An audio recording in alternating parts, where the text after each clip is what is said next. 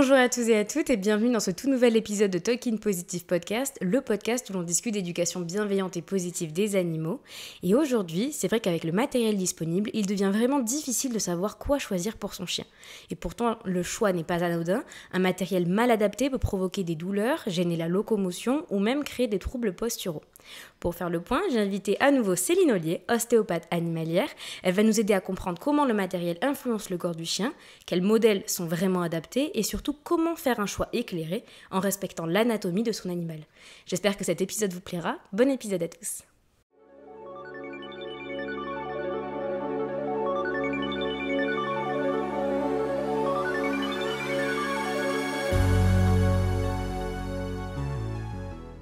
Alors Céline, est-ce que tu peux te présenter pour ceux qui n'auraient pas vu l'épisode sur ta présentation tout simplement de métier, l'ostéopathie? Donc moi c'est Céline, je suis ostéopathe animalier installée depuis 2018, je suis basée en Lozère. Ensuite je suis propriétaire d'un petit chien qui s'appelle Leidan, chinois de Laponie qui va bientôt avoir 10 ans. Et puis je suis passionnée par les animaux depuis toujours. Est-ce que ça t'arrive souvent de rencontrer du coup des chiens qui souffrent à cause d'un matériel mal adapté? Oui, ça m'arrive assez régulièrement, surtout au niveau des épaules ou du cou. Où on peut voir des tensions à cause du matériel. Ouais. Et comment tu fais pour analyser l'impact du matériel sur le corps du chien lors des consultations? Déjà, on peut le voir en mouvement avec le matériel. Donc, rien que déjà en posant la question, savoir quel harnais ils mettent, si le chien est au collier, s'il a tendance à tirer au collier. Donc toutes ces petites questions-là. Et puis après, quand moi je viens tester, on sent des contractures musculaires qui sont assez importantes, surtout quand c'est au niveau du collier. Ouais. Et puis après, des restrictions de mobilité au niveau vertébral ou au niveau des épaules. Donc ça peut quand même avoir un impact assez important en fait sur le chien. Oui, ça peut avoir un impact assez important, oui. Et ça peut créer de grosses douleurs. Oui, de grosses douleurs, ouais. Et des gènes, surtout des gènes locomotrices. Oui. Quels sont les types de matériel les plus utilisés aujourd'hui? Alors moi, je vois principalement... Bon, les chiens, quand ils viennent à mon cabinet, ils sont quasiment tous au collier. Ouais. Quelques-uns ou en harnais. Mm-hmm. Mais globalement, c'est plus le collier. Même dans leurs habitudes quotidiennes, parce que c'est vrai que des fois quand on a des rendez-vous comme là, on se dit que le harnais peut gêner par exemple pour toi pour pouvoir pratiquer.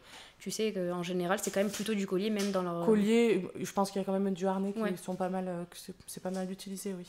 Nous on voit beaucoup de choses, on éduque notamment la laisse en rouleur. Est-ce que c'est quelque chose qui peut être mauvais pour le chien Mauvais pour le chien, oui, parce qu'en fait, la laisse en rouleur, ce qu'il y a, c'est que le chien va toujours tirer sur la laisse. Elle se déroule, ok, mais il y a toujours un côté un peu ressort. Une légère traction. Voilà, et donc il est toujours en train de tirer.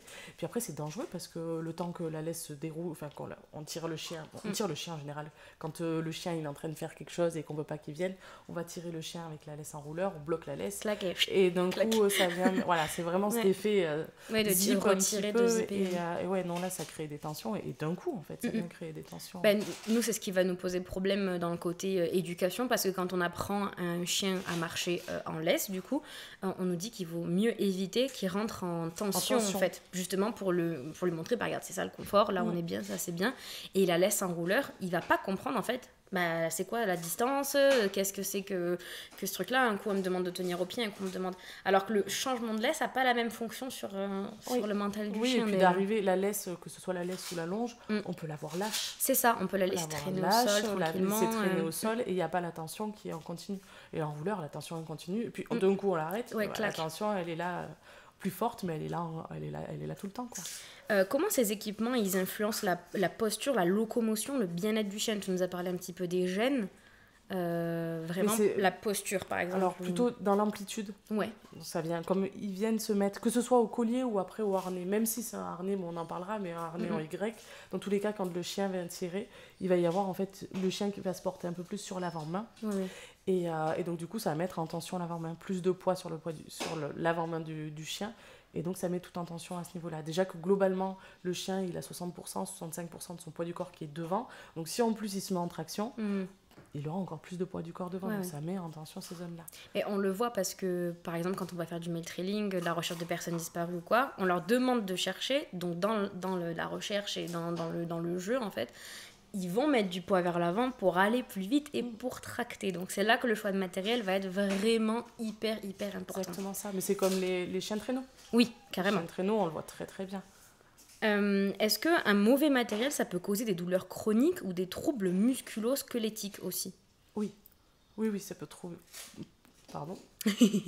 Oui, oui, ça peut créer des douleurs chroniques, des troubles musculo-squelettiques, oui, tout à fait. Surtout le collier. Ouais. Le collier créer des grosses tensions musculaires, ça vient comprimer tous les muscles autour du cou, donc oui, il y a des conséquences assez importantes là. Certains chiens sont-ils plus sensibles au choix de matériel selon leur âge, la race, la taille? Oui, par exemple les chiots en croissance. Oui. Voilà, les chiots en croissance, si on utilise un collier et que ça vient comprimer au niveau du cou alors qu'ils sont en pleine croissance, ben, ça peut perturber la croissance. Si on utilise un harnais en T, ben, ça vient limiter la mobilité des épaules, donc perturber aussi cette croissance. Il ne peut pas venir chercher l'amplitude. Et pareil, après, si c'est un harnais en Y, moi je préfère utiliser le harnais en Y. On aura moins de conséquences parce qu'il y a plus de points d'appui et des bons points d'appui, quoi. Alors du coup, moi je me pose une question parce que c'est quelque chose qu'on nous a beaucoup demandé par les clients. On m'a dit, je passe pas au harnais tant qu'il n'a pas fini sa croissance parce que ça va déplacer des choses. Mais du coup, c'est des chiens qui sont habitués seulement au collier et qui ont tendance du coup à tirer, par exemple. Alors c'est quoi le pire ? Moi, je préfère le harnais. Quand un chien tire, moi, je préfère le harnais. Honnêtement, physiologiquement, il y a beaucoup plus de points d'appui, en fait. Si on tire, il y a plus de points d'appui. Donc, ça s'équilibre, en fait, dans le corps. Que quand on est au collier, les points d'appui sont beaucoup plus resserrés, beaucoup plus sur la même zone. Et donc là, c'est pas bon du tout. Vraiment... Pourquoi, du coup, il est souvent recommandé en alternative au collier ? Donc, en fait, tu viens de nous l'expliquer, c'est par rapport aux points d'appui. Ouais, les points de pression, Les points de pression. C'est la seule raison pour laquelle on recommande le harnais ? Si on ne parle pas des ducs, mais si on parle vraiment que du côté ostéo. Pour moi, c'est une des meilleures raisons. Ouais. C'est quoi les critères essentiels pour qu'un harnais respecte la mobilité et la santé du chien ? Vous entendez mastiquer, c'est Aiko qui est en train de manger un truc, désolé. Il est à fond en plus, alors... Il s'éclate. Donc du coup, les critères... répète parce Pardon. Du coup, c'est quoi les critères essentiels pour qu'un harnais respecte la mobilité et la santé du chien ? Qu'est-ce que tu vas regarder, toi, sur un harnais ? Le positionnement, en fait, du harnais, il faut qu'il soit bien placé, qu'il libère bien les épaules, l'omoplate. D'ailleurs, j'ai un petit schéma qu'on pourra partager. On vous le mettra en grand. Qui libère bien les épaules, qui est quand même des parties qui soient assez larges pour permettre de multiplier ces points d'appui et éviter un peu les cisaillements qu'il peut y avoir des fois derrière pas les tout fins, type chat, en fait. Type chat, ceux-là, c'est pas extra. Même s'ils sont en Y, ils sont pas géniaux parce qu'il manque des points d'appui. Même, ils ont tendance à tourner facilement, et on a du mal à les équilibrer. Et puis ceux où il y a un peu de matelassure aussi, c'est pas mal. Ouais, pour eux, c'est plus confortable, mine de rien. S'ils partent un peu rapidement et qu'on n'a pas anticipé qu'il y a un choc, il vaut mieux que ce soit un petit peu renforcé par de la mousse plutôt que ça les cisaille. Et puis il y a des chiens au niveau cutané qui sont plus sensibles. Donc s'il y a du frottement, vraiment, le tissu un peu... Enfin, c'est pas du tissu, et ça cisaille, c'est pas bon, quoi. Il faut vraiment un peu plus de matelassure, Est-ce que tu peux nous expliquer la différence du coup entre un harnais en T, en Y, en H et pourquoi c'est important de savoir faire la différence ? Alors, le harnais en T, ça fait une barre devant. Comme ça.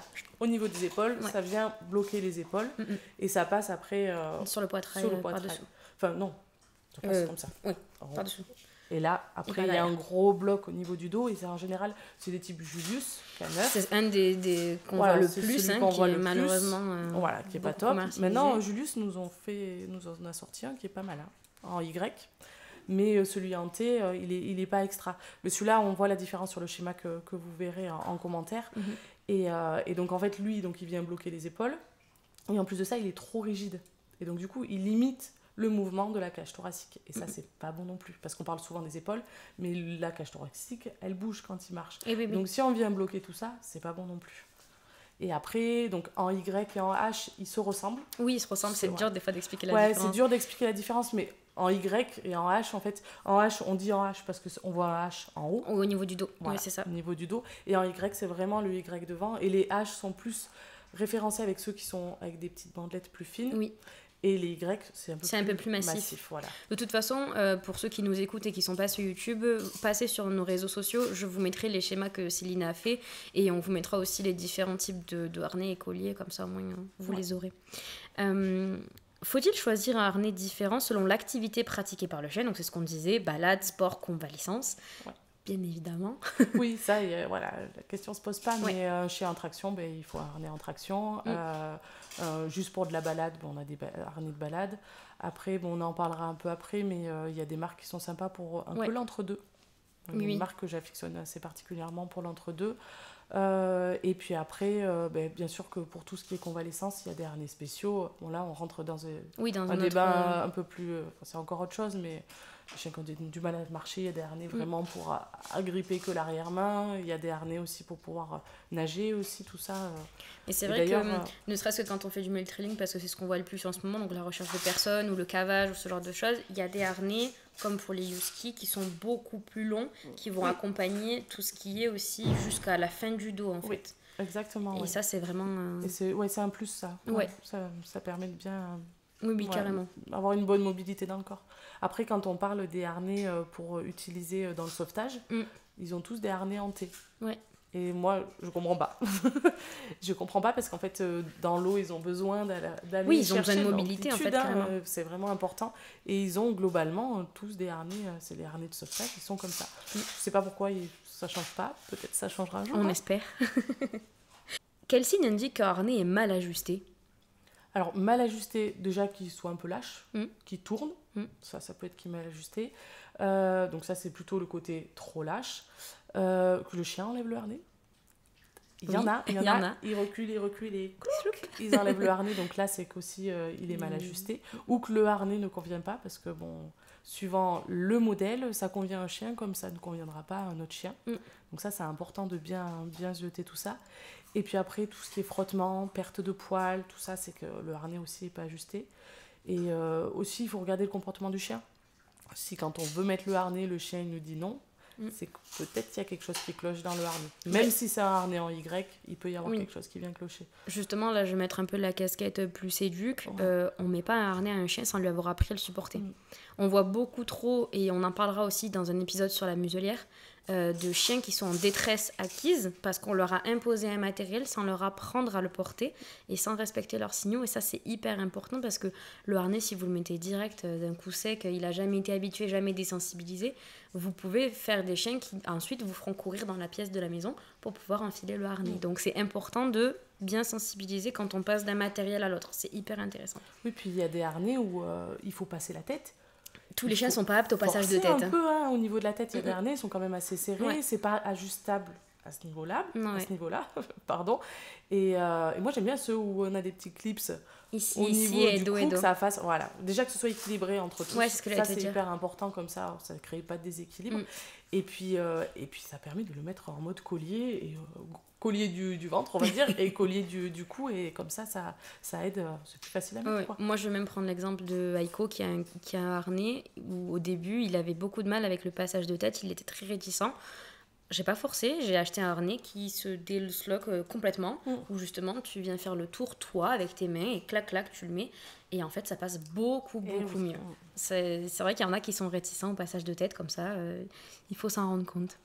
Que doivent vérifier les propriétaires pour bien positionner le harnais justement quand ils vont faire la sélection? Est-ce qu'il y a des indices par exemple aux omoplates, tu vois ou... Oui, alors il faut après il faut savoir sentir les omoplates, il faut que l'omoplate soit libre. Que le harnais ne vienne pas toucher les omoplates. Pareil, les épaules qui ne viennent pas. Parce que même certains harnais en Y sont trop larges, ils viennent bloquer un petit peu les épaules aussi. Donc ça, c'est important de bien regarder. De regarder que ça ne vienne pas appuyer sur la gorge. Même les harnais en Y. C'est pour ça que chaque harnais chaque chien a sa morphologie et donc a un harnais qui va lui convenir. Donc ça, il faut bien regarder à ce niveau-là. Et puis derrière aussi, après ça dépend si c'est harnais de traction ou pas. Les harnais de traction, il ne faut pas qu'ils soient trop courts. Voilà, il faut qu'il y ait une bonne longueur, que ça vienne bien englober au niveau de la masse musculaire, au niveau des lombaires, que ça ne vienne pas trop s'arrêter en haut des lombaires et niveau thoracique.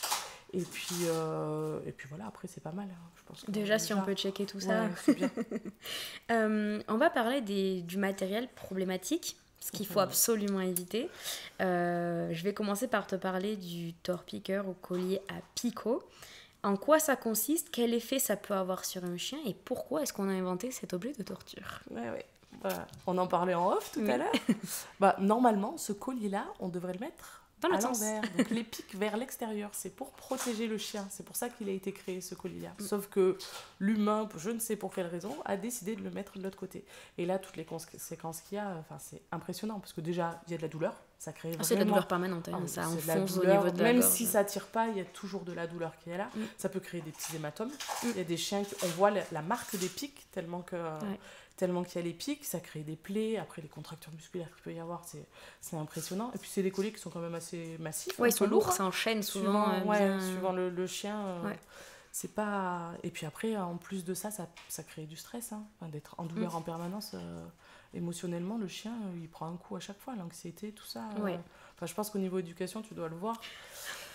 Ça doit faire mal, quoi. Moi, franchement, heureusement, j'ai pas croisé trop de personnes qui avaient du collier à pic, et j'ai envie de dire tant mieux, mais en même temps, vu que sur ma page, j'ai marqué en gros éducation bienveillante, c'est pas moi qui vais le voir le plus. Hein. Malheureusement, ça va être plus le coercitif ou alors des éduques qui, je sais pas ce qu'ils font, font de la souffrance pure et dure et disent même aux gens, si vous avez pas soit un collier électrique, soit un collier étrangleur, soit un colliateur picot, on vous veut pas, quoi. L'horreur. Ouais, ça c'est une lutte qu'il va falloir, qu'il faudrait réglementer un bon coup et que ça devienne interdit, parce qu'il y en avait eu des discussions justement pour interdire tout ça, et pour l'instant on attend. De toute façon. Quel impact sur le corps ça peut avoir justement le collier étrangleur? Le collier étrangleur, en fait, lui, il est plus fin. Ouais, il est tout fin. Voilà. Même. Déjà, le fait d'être plus fin, ça a des points d'appui qui sont très très très resserrés. Donc la pression qu'on va y mettre, quand il va tirer, ça va s'accentuer. T'en as qui vont pendre avec le collier étrangleur, vu que quand on sait pas bien l'utiliser, déjà quand on sait bien l'utiliser, c'est nul, mais alors quand on sait pas bien l'utiliser, n'en parlons même pas. Hein. Clairement, ça fait garrot, quoi, au niveau de la gorge. Ça fait garrot, et puis ça étrangle, quoi. Mot, en plus, le mot, il c'est dit en gros, collier étrangleur. Et puis après, ça peut créer aussi, mais après, c'est pas que le collier étrangleur, des colliers aussi classiques. Le collapsus trachéal, je sais pas si tu as déjà entendu parler de ça. Non. En fait, c'est un aplatissement de la trachée. D'accord. À force d'appuyer, mais même si toi tu te mets là comme ça là. Oui, non, mais rien que ça, c'est horrible. Alors j'imagine même pas. Désagréable, franchement. Moi, c'est ce que je dis aux propriétaires, mais faites juste ça. Ouais, mettez la main sur la glotte et appuyez légèrement. Ça fait super mal. Et en fait, ça peut affaisser la trachée. Et il y a des races qui sont un peu plus sujets que d'autres à ça, mais ça aplatit la trachée et là, ça crée des conséquences respiratoires qui sont assez importantes. Donc, ça, c'est niet, hein. De toute façon, là, on parle des matériels qui sont problématiques. Donc, vous me rayez tout ça de votre liste d'achat ou si vous l'avez, vous le jetez à la poubelle, on vous en veut pas, mais passez à autre chose maintenant que vous êtes au courant. Donc, on en a parlé un petit peu, le harnais anti-traction, c'est très, très répandu. Pas quand Julius Caneff a sorti sa première version, vraiment, tout le monde s'est mis à acheter ça. Et donc, tu t'en as parlé, mais ça peut être un reculement d'épaule, ça peut être quoi d'autre c'est surtout dans la mobilité, des épaules. Et puis ça bloque le mouvement, quoi. Il y a vraiment ça. Et puis même ça appuie un peu sur la trachée aussi. Hein. Oui, parce que selon où est-ce qu'il passe en termes de hauteur, ça appuie vraiment. Puis il y a ce côté, mais on l'a dit, c'est gros. C'est gros, c'est massif, donc ça bloque la mobilité. Donc ça, pareil, zou. Ouais. Quel risque la laisse, donc en rouleur, on en a parlé un petit peu, mais pour la posture, la sécurité, en fait, c'est s'il y a un accident, on ne peut pas réagir vite le temps que la laisse le temps qu'elle revienne. Enroule. En fait, c'est nous qu'il faut qu'on s'approche du chien, on ne peut pas venir réagir vite. Donc c'est plus au niveau sécurité que ça pose problème, cette laisse-là. Ouais, sécurité, puis même, je vais vous donner un exemple bête, mais on rencontre un chien, si de suite on met en tension, c'est panique dans la tête de tout le monde. Pourquoi est-ce qu'elle me tire? Qu'est-ce qui se passe? Alors que peut-être que vous avez juste voulu éviter la rencontre et du coup, tac, vous lui avez mis la tension dans le dos et de suite ça fait peur. Donc la laisse en rouleur, c'est pareil, ce n'est jamais une bonne idée. Franchement, il y a tellement plein d'autres laisses qui sont super.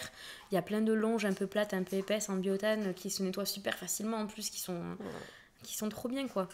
Parce que c'est vrai que même le tissu, moi parce que je promène des chiens qui sont un peu costauds, qui m'emportent un peu des fois, je peux garantir que quand on a une laisse en corde qui passe au niveau des doigts ou des laisses en chaîne en fer, ça fait mal. Ça fait mal.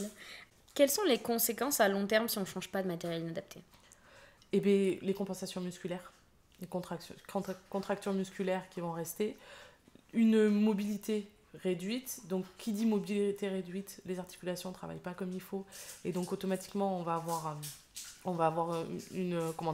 les liquides, je sais pas comment Les dire. fluides, Ouais, les fluides, le côté vasculaire en fait, voilà. Ouais. Le côté vasculaire qui va être un petit peu perturbé, Mhm. ça peut avoir pour conséquence à l'avenir de l'arthrose parce que en fait mobilité réduite, l'articulation pour pallier à tout ça elle va produire de l'arthrose quoi. Ouais, on peut bousiller nos chiens en choisissant un mauvais matériel quoi en gros. Oui. Et puis troubles du comportement, mais Oui. ça tu le vois en éducation, on clairement. l'a aussi. Là, on parle vraiment du côté ostéo, mais vous pouvez pas imaginer à quel point le choix du matériel, il va être primordial dans votre éducation avec votre animal. Hein. C'est sûr que si vous choisissez du collier étrangleur, vous n'allez pas avoir un chien qui va être dans le truc optimal pour pouvoir apprendre ce qu'il faut apprendre. Hein. Et idem pour d'ailleurs les harnais hantés. Moi, je sais que quand il y a des personnes qui viennent pour de l'éducation, la première chose que je leur dis, s'ils n'ont pas de harnais, vous devriez passer au harnais. Et quelle marque ? Je leur conseille. Et quand ils ont un collier tout fin, etc., je dis d'accord, est-ce que votre chien tire, est-ce que votre chien ne tire pas ? Parce que c'est trop important, c'est des choses que les gens n'ont pas forcément conscience. Et moi, je trouve ça super bien, justement, qu'il y ait des gens de la profession pour pouvoir les accompagner là-dessus. Parce que c'est trop important, vraiment. On va parler un petit peu des conseils pratiques pour bien choisir le matériel. Est-ce que tu peux nous recommander, on l'a dit tout à l'heure, t'en as plein, mais des marques ou des modèles de harnais bien conçus et respectueux de l'anatomie canine ? Ouais, il y en a quelques-uns quand même. Je sais que tu en as créé, toi, d'ailleurs, aussi. Alors, oui, en fait, en on peut collaboration. En parler, en collaboration avec Coralie, c'est une amie qui est éducatrice. Et elle a une petite fabrique, la fabrique des loups, où elle crée, en fait, des lestes biotane. Enfin, des lestes et des colliers en biotane. Et puis, ensemble, on a développé un harnais qui est le plus physiologique possible. Donc, elle a des mesures qui sont hyper précises pour pouvoir modéliser. Ensuite, elle crée le modèle sur le chien sur le chien. Ouais, c'est ça. C'est du sur-mesure, plus. Elle peut rembourrer. Enfin, c'est vraiment le top. D'ailleurs, on vous mettra ses coordonnées, mais c'est hyper intéressant de travailler dans ce sens-là. Et puis, on a des chiens qui sont beaucoup plus libres. Puis le biotane, c'est quand même une matière qui est assez intéressante, très souple et puis facile à nettoyer, quoi. C'est vrai parce que, par contre, sur le harnais, j'avoue qu'on ne sait jamais trop quoi penser du biotane sur le harnais. Oui. Est-ce que c'est confortable pour eux, tu vois ? Oui. Ouais, moi je l'ai vu du coup et oui c'est confortable. C'est confortable après surtout quand on rajoute les petites matelassures. Oui, parce que j'allais te dire sans rien au niveau du sans rien oui ça dépend le poil du chien mais avec les matelassures et tout ça aide bien, c'est bien. Et puis on peut avoir un harnais qui est bien solide aussi parce qu'on peut rajouter tous les rivets qu'il faut pour avoir de la solidité. Puis moi après ce que j'aime bien dans le harnais c'est qu'il soit on en a parlé tout à l'heure le plus équilibré possible. Donc c'est-à-dire qu'il y a des attaches des deux côtés. Oui, ça, c'est important parce que si on vous l'avez fait de manière à ce soit très équilibré. Voilà, le plus homogène possible. Si c'est une attache que d'un côté, mais qu'est-ce qu'il fait ? Le harnais, automatiquement, il va tourner. Glisse. On va se dire, il va pas au chien, mais en fait, c'est le harnais qui va pas parce que ça tourne. C'est pas bon, quoi. Donc, ouais. Et sinon, en marque, alors vas-y, dis-nous. En marque, je crois qu'il y a une marque que toi tu aimes bien. Ah oui, moi il y en a une que j'adore. Celle que je conseille à absolument tous mes clients. Voilà, donc le Dog Copenhagen, là c'est une très bonne marque. Ouais, c'est vraiment le top dans le commerce, franchement. Ouais, elle est très ergonomique. On est sur du Y. Ça, il y a rien à dire là-dessus. Et puis le côté rembourrage qui est hyper intéressant. Voilà. On peut le comparer un peu au True Love qui est quand même un peu moins rembourré, le True Love. Je trouve qu'il est plus fin, il est un peu plus léger. Après, moi, il y a un truc sur ces deux marques, le True Love, mais même je crois que toutes les marques qu'on peut trouver, il y a toujours cette petite attache devant, anti-traction, que je déteste. Moi, je ne l'utilise pas, et d'ailleurs, je dis à mes clientes de jamais l'utiliser en attache. Nous, on y met la médaille. Ouais, très bonne idée. On s'en sert pour ça. Parce qu'ils en parlent d'antitraction en fait. Pour eux, on met la laisse devant et ça vient. C'est ça. Et là, moi, j'ai eu un cas en ostéo il n'y a pas si longtemps, une propriétaire d'une petite border qui a 6 mois, je crois que c'est ça. Et elle me dit, elle tire beaucoup en laisse, donc moi je l'ai mise devant. Voilà. Et puis elle s'est posé la question, mais est-ce que je devrais faire ça ? Est-ce que c'est bon ou pas ? Et en fait, non, c'est pas bon du tout. Non, parce que ça devient un truc qui va plaquer du coup l'avant et ça va avoir la même fonction au final que le... Plus que plaquer, parce que sa chienne tirait toujours du même côté. Parce on apprend en éducation à être toujours du même côté. Donc là, en l'occurrence, c'était du côté gauche qu'elle venait tirer. Et tout son sternum était verrouillé sur le côté gauche. Et donc la chienne, elle s'était mise en protection à gauche. Et donc, c'est pas bon du tout. Non. Moi, ça, c'est niette. Donc, mettez la médaille devant et utilisez que celle qui est dans le dos parce que c'est là que c'est fait pour mieux répartir le poids. Mais sinon, par contre, dans sa fabrication, le Dog Copenhagen, il est merveilleux. Il est top, franchement, déjà, c'est rigolo parce que moi, quand je vois des clients arriver avec ce harnais-là, je me dis, ok, on part bien. Tu sais, genre, c'est un bon début. Vous connaissez déjà ça, c'est déjà pas mal. Ça veut dire que vous êtes renseigné minimum là-dessus. C'est bien, c'est important. Ouais, c'est hyper important. Après, autre harnais. Il y a le Julius aussi, du coup, qui a sorti. Le nouveau, là. Voilà, l'autre. le nouveau. Pas le T, hein. Pas Vous le avez bien T, entendu. c'est hein. le Long Walk, il est pas mal aussi. Il y a un petit truc qui me chagrine un peu, c'est le côté, c'est un peu élastique en fait. Ils ont mis en avant ce côté-là un peu élastique. Et j'ai peur que suivant les chiens, cette élasticité, c'est trop. Ouais, ça soit c'est de trop, et ça fait trop un peu comme, un effet un peu ressort, où il manque un petit peu de tonicité. À voir sur le long terme. Moi, j'en ai jamais vu en consulte, donc pour l'instant, c'est vrai que... T'as pas le recul encore là-dessus. J'ai pas le recul là-dessus, mais ouais. Après, il est en Y. Ils se sont mis... comme il faut, donc c'est pas mal. Mais je pense qu'ils ont commencé justement à se dire, tiens, qu'est-ce qui se passe, nos trucs en thé, là, il y a une mauvaise pub qui est en train de se faire autour. Après, ils ont été malins au début, parce que les harnais en thé, ils sont beaux. On peut mettre des scratchs, on peut mettre le nom, la lumière et tout. Donc il y a eu un marketing qui a été hyper intéressant là-dessus. Franchement, clair, ils ont bien joué là-dessus. Mais après, voilà, ils ont développé, ils ont développé celui-là, du coup, qui est pas mal. Hein. Ouais. Après, il y a le Roughwear aussi, qui est pas mal. Ok, je connais pas du tout. Ouais, j'aime bien aussi. Lui, il est pas mal parce qu'en fait, on peut le déclipser de partout aussi. Enfin, je connais pas la marque, mais quand je suis en train de voir la tronche que ça, je crois que j'en ai déjà vu. Mais si on compare True Love, Copenhagen, c'est un peu les mêmes. Hein. Oui, c'est plus ou moins, ça va dépendre par rapport à la mousse, par rapport Voilà, c'est ça, l'épaisseur de la mousse. Et puis après, il y a le Y en tant que tel, il peut être un petit peu plus haut, un petit peu plus bas. Et c'est là où, en fait, il va falloir doser en fonction du chien. Il faut essayer, parce que un True Love n'ira pas à un chien, et il ira à un autre, et c'est pour ça qu'il faut tester. En tout cas, pour le Shiba, je peux vous dire qu'on est plein à avoir du Dog Copenhagen, et ça tombe tout pile poil. Mais le Shiba, a une morphologie plutôt classique, on va dire, donc ça passe. Non, mais si on prend un Bulldog français... Oui. C'est un peu plus délicat. Mais c'est pour ça que c'est vrai qu'on conseille sur ce genre de forme de chien, entre guillemets, ceux-là, parce qu'ils sont trop bien. Franchement, bravo. Un peu plus de ça, un peu moins des autres dans les animaleries. Oui, c'est ça. Parce qu'on voit beaucoup en thé. Hein. Ben, on voit tout, en fait. On voit même encore collier étrangleur, collier électrique. Il y a tout, en fait. Tout est disponible en animalerie. Hein. Et puis là, même les harnais fins aussi, on en voit énormément. Ceux-là, Et moi, la dernière fois, j'ai vu un truc que je n'avais jamais vu. C'était un harnais, en gros, si tu veux, il avait aucun point d'appui sur le poitrail. Ça passait qu'autour des épaules et dans le dos. Et là, je me suis dit, what? Donc là, c'est vraiment, tu tires par les épaules, quoi. Ah ouais, donc comme ça, un t-shirt un peu comme un sac à dos qu'on tirait, tu vois, en gros en arrière. Et là, j'ai pas trop compris le délire du harnais. Ouais, c'est bizarre. Ouais. T'en as d'autres, des biens. Après, pour la traction, j'ai développé aussi un petit peu pour la traction. Quand on dit traction, du coup, c'est l'activité de tracter. Hein. C'est pas pareil que les harnais de traction. Anti-traction, c'est pas pareil, ça n'a rien à voir. Là, c'est vraiment pour aller faire soit du canicross, de la canirando. C'est ça. Ou après, les mushers. Oui, les mushers qui l'utilisent. Ou même en main trailing aussi. On l'utilise carrément. Et donc là, il y a le dogwear qui sont bien. C'est un peu tous le même type. Enfin, pas tous le même type. Mais le non-stop dogwear qui est bien. Le high dog phoenix aussi qui est bien. Donc ceux-là, ils sont pas mal parce qu'on peut les régler. Et en traction, il n'y en a pas beaucoup qu'on puisse régler. Non, il y en a parce beaucoup que qui si sont on faits regarde, comme ça et tu bouges pas. Voilà, l'Inlandis, celui-là, il faut trouver la bonne taille pour que ça passe, quoi. Et je suis moins fan.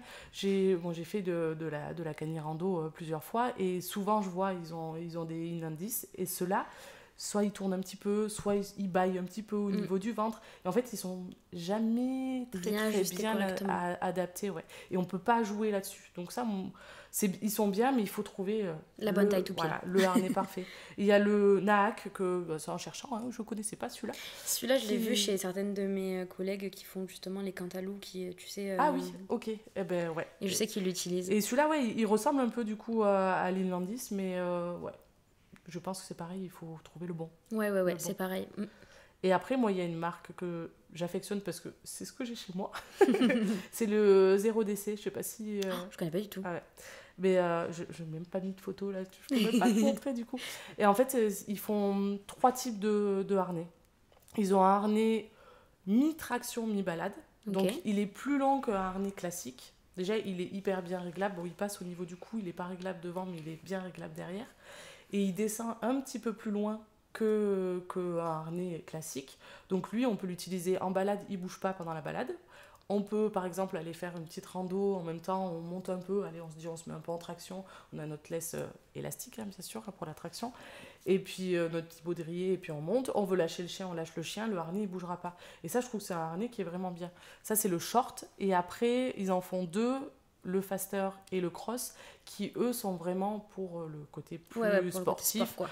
plus les compétiteurs, surtout le cross, c'est les compétiteurs qui l'utilisent. Et là, on a des bons harnais aussi, bien réglables comme il faut. Moi, j'aime beaucoup cette marque. Ouais. Voilà. Ok. Bon, bah déjà avec ça, vous avez un sacré lot, je pense. Je vous les remettrai en description, histoire que vous puissiez retrouver les liens des harnais qui sont conseillés par l'ostéo. Je peux pas dire les parce que je sais pas les autres, mais en tout cas, c'est l'inouï. Je suis persuadée que les autres auront d'autres harnais. Hein. Il y en a tellement. Oui. Si on cherche, il y en a un paquet des harnais. Quels critères de qualité on recherche lors de l'achat d'un collier? Alors, d'un collier, pour moi, il faut pas qu'il soit trop fin. Le collier, voilà, on accentue toujours ce côté point d'appui quand même si le chien ne doit pas tirer quand on est au collier, mais c'est bien qu'il y ait des points d'appui, qui soient plutôt respirants, que ça fasse pas...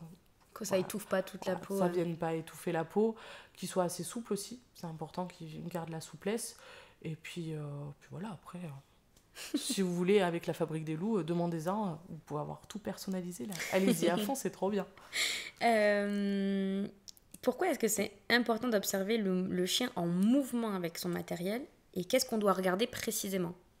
Alors c'est important de regarder en mouvement. Alors ce qui peut être bien, c'est de faire une comparaison avec et sans matériel. Surtout, le collier à la limite, oui. Ça perturbe pas trop la mobilité, sauf s'il y a traction, ou là bien sûr que ça va perturber la mobilité.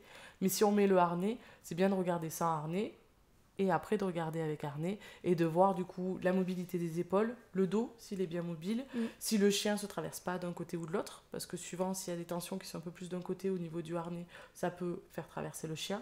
Et puis l'attitude du chien aussi, tout simplement, hein, si on voit qu'il est pas à l'aise avec le harnais, voilà, c'est un critère à prendre en compte. Est-ce que tu as déjà eu justement dans ton cabinet un cas vraiment avancé de problèmes liés à du matériel, et qu'est-ce que tu lui as conseillé ensuite de faire? Alors, un cas... Non, t'en as peut-être plusieurs. Voilà, mais... j'en ai pas un qui m'a marqué, oui. Mais il y en a plein où ils arrivent au cabinet, ils sont déjà avec le Julius. Hein. Le Julius, je fais les mains sur les épaules en T. Pour la traction. On peut faire le Julius en Y maintenant, mais voilà. Le Julius en T, et souvent, moi j'ai les épaules qui sont verrouillées, voilà, surtout ceux qui gardent le Julius en permanence. Et puis après, une fois qu'on leur dit non mais enlevez ça, mettez plutôt le harnais en Y, et on reverra après. Et en général, les épaules sont plus verrouillées. Pareil au niveau du cou. Souvent, on a les cervicales qui viennent se verrouiller quand le collier vient tirer un peu. On leur dit de passer au harnais en Y, bien sûr. Et en général, les cervicales, après, elles se reverrouillent pas derrière, quoi. Ça va, t'as quand même plutôt... t'arrives à avoir du poids quand tu dis ça à tes clients, en général? Ça dépend. Ouais, ça dépend. Il y en a, ils sont pas trop ouverts. Il y en a, ils sont très ouverts. Et ils savaient même pas. D'où ce petit schéma que j'ai fait pour pouvoir leur montrer l'importance, en fait, et les points qui sont importants à regarder en se disant non mais là en fait ça vient bloquer. Et puis il y en a, ils disent j'ai toujours utilisé ce harnais là, donc je vois pas pourquoi je changerais. Donc c'est compliqué, hein.